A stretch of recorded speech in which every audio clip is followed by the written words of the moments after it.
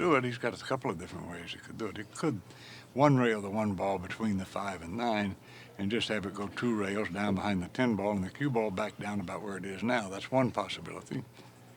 The other is he could thin it and just thin it down to the middle of the opposite end rail. I think that's what he's looking at there. He may be looking at sending the cue ball down there. That's possible too, sure. But well, I think no matter what he does, it's going to be difficult. He doesn't have anything easy out there for sure. I'm not shooting if I'm him here. If he does the shot you alluded to, put the cue ball on the far end rail, he has the 7, the 10, the 9 to maybe leave the cue ball behind, like this. Nice shot. He's got excellent speed with the cue ball, repositioning it very closely, if not on that bottom cushion. Anytime you do that... well, remember, my friend, distance is a great equalizer. Even if he lets the one leak out a little bit, he's still got to come with a Harrigan. And I think that's why he chose that shot, because he knew at least he would leave great distance. Very intelligent shot selection, and you called it. Now here, if I can see enough of the one, I like banking it one rail back towards the 10 ball. But you got to be careful. That's a possible scratch. So from our vantage point, we really can't see how much of the one he can see. Right. There's another way he could one rail it down by the 4 and 5 too. Let's see what he does.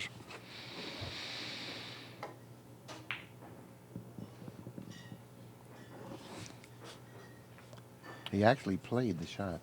Yeah, I don't know if that was the best choice. That's a really hard shot.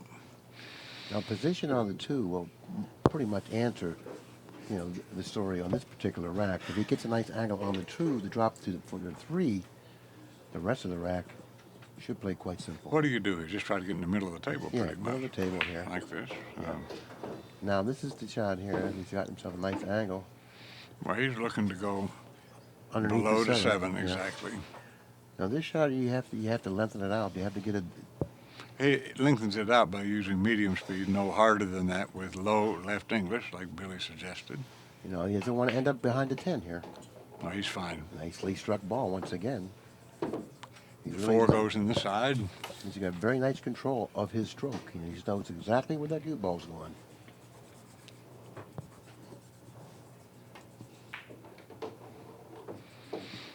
Well, if the 4 goes in the corner, you can do that too. Well, when we were young, the 4 went in the corner. As we get older, we want to play to a pocket that comes in first. Right. The side's a little more available. I just assumed from the lie of the 4 ball that he would play position for the side. But when you're playing good, sometimes you rather play for the corner, keep the angle, because the shot represents no problem for younger guys. All right, now this is interesting because he could draw back, play the 7 on the side, or play, I can't see the angle whether he can play the 5 in the side pocket or not. Well, he can play the 5 in either pocket, but either pocket carries a little bit of a problem. See, if he plays the 5 in the corner, he'll want to draw back, and he'll end up close to the rail with the cue ball. Now he's looking for the side here, playing positioning with 2 cushions for the 7. And that also, carries a small problem, as we can see, ending up on the well, this isn't bad. He'll go one rail as he makes the 7 ball and play position for the 9 ball in the side pocket. Low right hand English. And he understood the problems of playing position in this fashion before he shot his shot, but he realized he was well equipped to deal with it. Right. Now, how do you like this shot? This is a little touchy here. He got a bad angle. I think he might have to go down to the end rail and back up. And that's exactly what he's doing.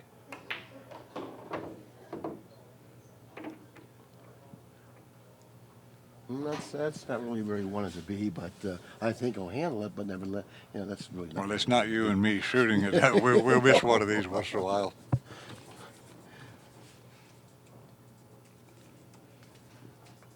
I like playing to overcut this because there's such a tendency to miss it thick. Nice shot. And he likes playing to hit it in the center of the pocket. Right. And 4-1 as we speak. That's right. It's 4-1 Van Boeing, and he really seems comfortable out there, Grady. I want to take a minute and talk about my new pool room. It's called Grady's, and it's in Lexington, South Carolina. The phone number is 803-957-7665 or pool. And if I'm not there, talk to my stepson Matthew or my wife Randy. And you also feature the Diamond Pro Table, don't you? Oh, I love them. Billy, there's never been a player-friendly room in the whole state of South Carolina. We have 17 of these new diamond tables, and when people come into my room and play a game, they say, wow. I mean, that's their word. Well, you know, in my mind, I think you agree with me. There's not a finer table on the market today than the Diamond Pro Table. Well, they stand behind the players and the sport also, which means a lot to guys like you and me. It absolutely is the best table in the world. All right, let's look at the Van Boeing break again. He's hitting him with, you know, great velocity, but this time he hasn't come up with anything on the break. Dual steps to the table with something that he wanted to step to the table with, a pretty easy shot on the one. Take a look at the rest of the balls, Grady. Well, I like going two rails here and either playing position for the two ball in the side pocket as it lies right now or playing the two in the far right-hand corner. So he's taking a look right now. He wants to go two rails across and not scratch. That's all he really wants to do.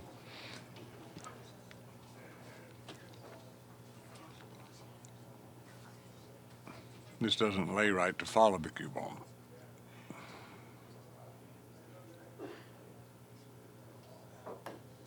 Just like this.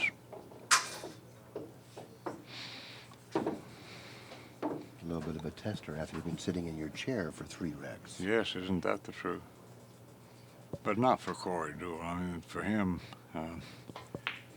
if you wanted to name one pure just shot maker, I don't think you could make a better choice than Corey DEUEL. It would be arguable, but nobody could say that he might not be the best shot maker that ever lives because he seems like he can make anything when he's in stroke. It appears that way.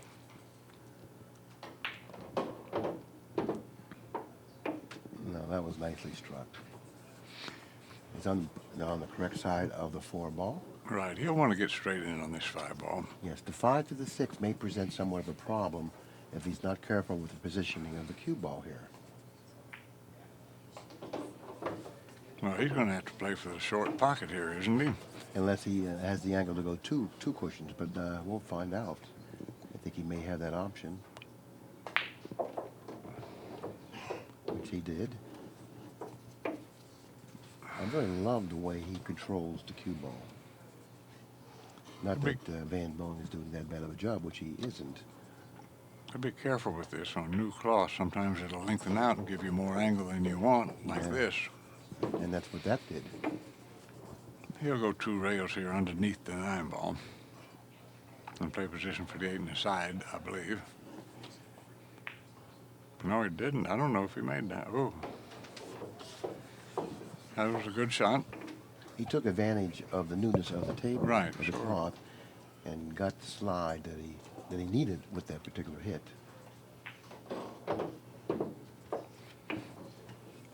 Now he's making it look easy at the moment.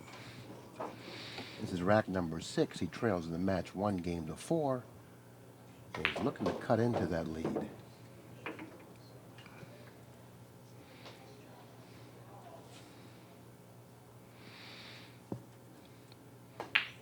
And he does. Well, you have to give it. You have to really applaud him for that particular run out because he sat in that chair for 3 racks, Right. watching Van Boeing, you know, play some perfect pool, and he did what he needed to do. Now it's time for him to send a message.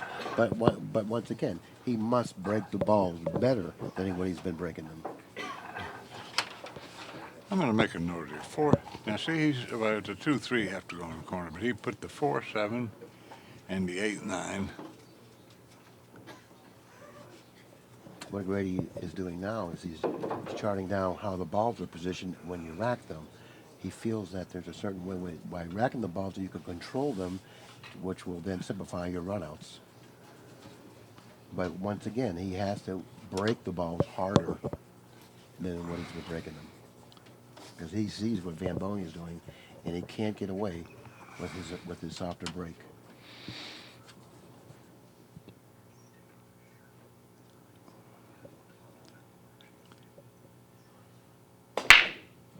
That's just medium speed. And he was able to make the 4 on the side but he hasn't come up with a shot on the 1.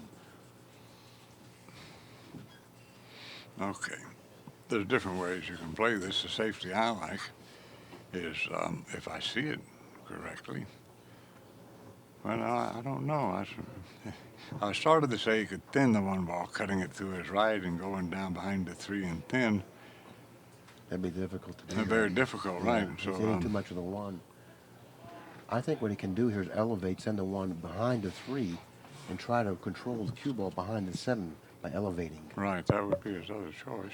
Well, he was looking at thinning the 1 and putting the cue ball behind the 7, but if I have a choice in spots like this against great players, I don't like to leave the cue ball and the object ball at the same end of the table. No, he's I going don't to have elevate. He's going to Right. send the 1 down table, and like you said, get rid of that 1 ball, send it down table, which he's done. And I don't know, it may have leaked out. Yeah, already. he can see this, I think. It looks like he has field goal position, like Danny DiLiberto would refer to, between the 2 and the 5 with the cue ball to cut that 1 ball into the upper right-hand corner of pocket. It appears from our vantage point that he may have that shot available. I see he's looking at coming down the left side of the 9 and 10 as he makes the 1 ball. If he can do that, I'd rather play that position than use inside English. If he uses inside, he's got to come back on the right side of the 10 ball. Now, he has to be careful here because you know what? He could scratch. Oh, sure, in the side, pocket. of course, yeah. That side pocket is awfully large in this particular shot. But you know what? He played it the intelligent way and took the scratch away by using a little bit of an inside English Right. and not much. Yeah, well, I knew that was one of the options I mentioned, but the important thing was to not scratch and to make Right. the 1 ball. And I thought that, you know, that option was the better of the 2.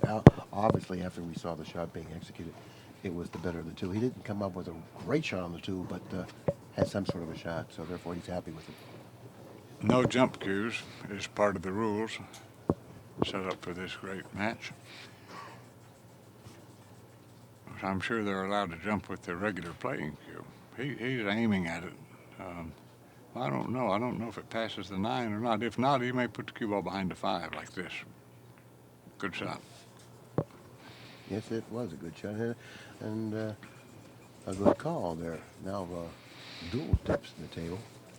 I'll tell you what I like to do from here. I like to hit above the 8 with 2 tips of left English and just try to make the ball and hit it with some speed so that, you know, I don't have a chance to get distance between the cue ball and the 2 ball. If he goes to his left of the 5 ball, there's not many good things can happen to him. That's what he's looking at.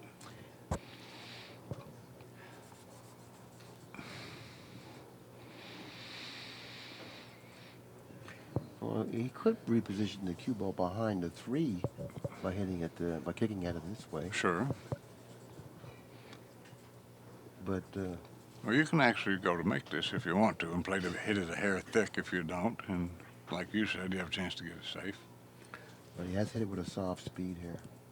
Yeah. Oh, he played it the other way. He's saying, hurry up, but it's not going to listen. It's falling short of where he wanted it to end up. And Van Boeing steps to the table once again with a fairly nice shot on the 2. And this particular shot should answer the question on whether he will or won't get out on this rack. This is probably the shot of this rack for him right here. This is real intelligent of him, in my opinion, to take a little extra time on this, because this kind of shot, if you just completely roll the cue ball, it's eminently missable. I like the left-hand English way of shooting it that it looks like he's doing. And he's really showing the shot the respect that it Yeah, deserves, and he's good. gotten the results by doing that. Yep, very nice. Now you got a funny angle here. The 10 ball is going to interfere with the bridging of the shot. So I think you'll probably play position for this lower left-hand corner and just Right. pull it back about a foot, don't you think? Absolutely. When you shoot as straight as these 2 guys do, you know, the distance is really not that much of a concern. Right.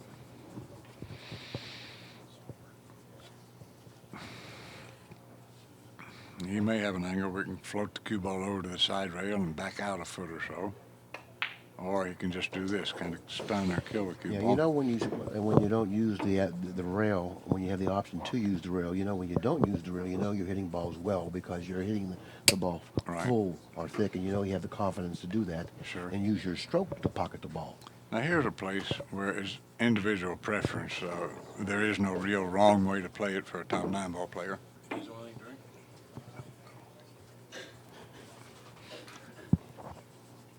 Now all he wants to do here is not scratch. And best if he has a slight angle, just like this. You really have to like the way he's playing. He's playing very intelligently, confidently. He's taking his time. He's playing like a real experienced player. And I like plays. his tempo, don't you? Yeah. I always said that what you want to do is make your opponent play your tempo. And right now it looks like a Shane Van Boeing everything early on in this great contest.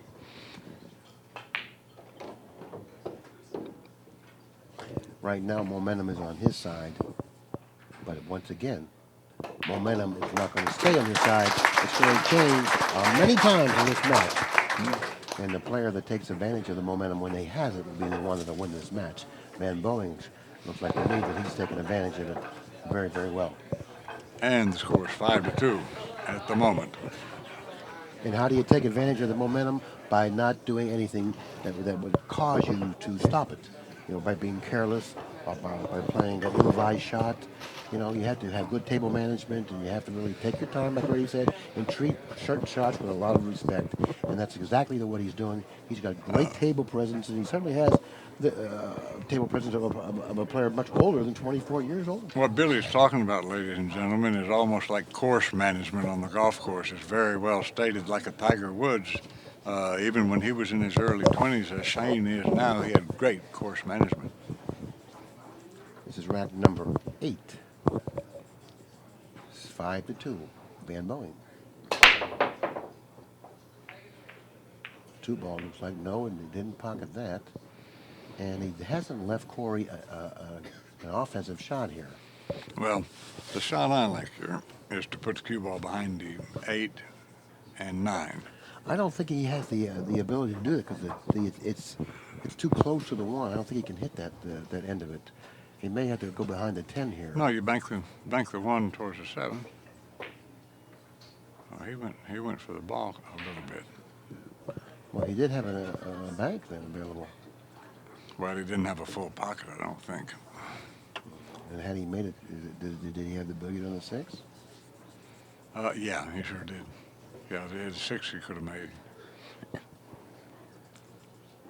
Now, this is an effort-like kick. If I do decide to go to the short rail there to kick this, I like using left English, not right.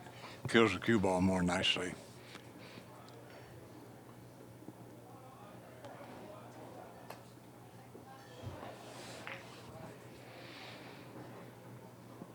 That could prove to be quite costly. That was actually his first error in this match, other than what the ball that he missed in rack number 1. That I can remember. As you look at this layout, Billy, the 2 in the side is an easy position shot from the 1 ball. Then he plays the 3-8 combination. And the only problem that I see with this rack is the 5 to the 6. 5 to the 6, but you know where he has to be on the 6. Obviously, we're around the area where the 2 is, Exactly. on that side of the table. Right, exactly. So therefore, from the 4 to the 5, and then he has to play position on the 5 to stay on that side of the table. And that may be a problem because of the position of the 7. So therefore, you know, you have a problem from the 5 to the 6.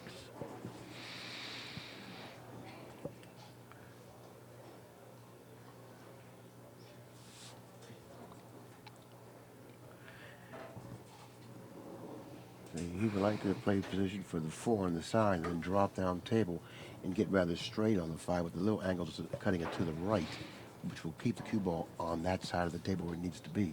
Right. And let's see how well he performs out here with his very, very demanding layout from the 5 to the 6. We've got to be careful from the 6 to the 7, too.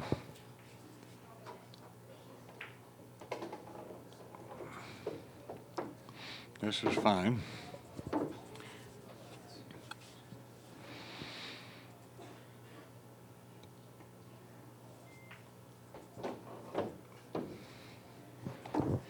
this shot here, I want to hit this as easy as I can. Play position on the 3 ball with just a smidgen of draw. Just like that. Now this is ideal. Maybe he has to replan his attack here, because he doesn't have the angle to play position for the 4 in that side. So he's got a little bit of a problem here, Grady. Yeah, you're right. Well, I think he can play position. If he has that tough an angle, he can go 2 rails and play it in the other side pocket. With a little bit of inside English here. Use it with a little bit of inside English. We'll position the cue ball in between the 10 and the 4. This is what I meant right here. Now the 4 to the 5 is a very big shot. And you mentioned it early on in this rack. He does not want to hit the 7 ball as he makes the 5. That's what he's looking at right now. Right. Like I said, if you're getting from the 5 to the 6 may be a bigger problem than you think because of the position of the 7.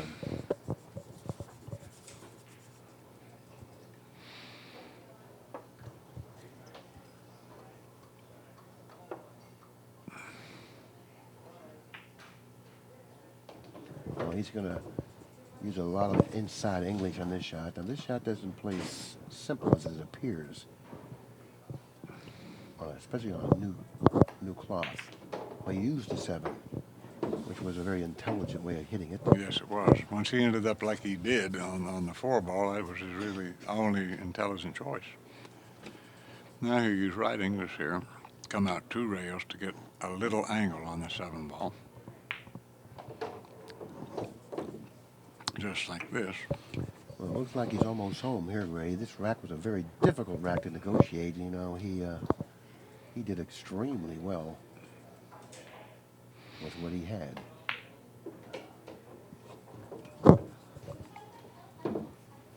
Now this one, he'll bounce it out 1 rail, not too hard, nothing fancy.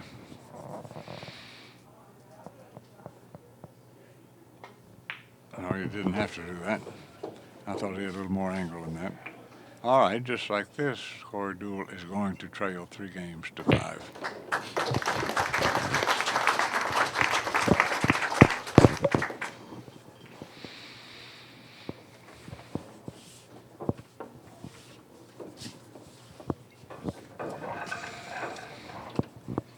They're doing all kinds of things with the Derby City Classic. I don't know exactly what the dates are, but they're going to have a national 3-cushion championship. They're taking over 3 hotels for that event. There's all kinds of amateur things going on, a trick shot competition. Well, that tournament continues to get better every year and bigger. That's probably the most popular tournament in our country today. Deservedly so. Those guys have worked so hard, especially Greg Sullivan and now Mark Griffin. And you and I are just old enough to have attended some of the Johnson City affairs.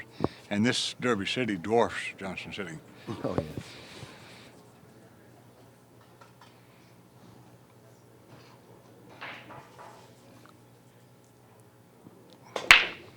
He's not hitting the ball. Well, you know what? That's the 2nd time that he's made that ball in the side pocket, the 4 ball. And he's playing that ball in the side pocket. The 2nd ball, he's playing in the side pocket. Corey has a group of little habitues that hang out with him, and they practice the break, Billy. They got notebooks, and they break from 1-inch positions all the way back and forth across the table using different speeds and Englishes on different kinds of equipment. And he really is scientific in his approach to the break shot. And he's also playing position on the 1 ball for this corner. Right.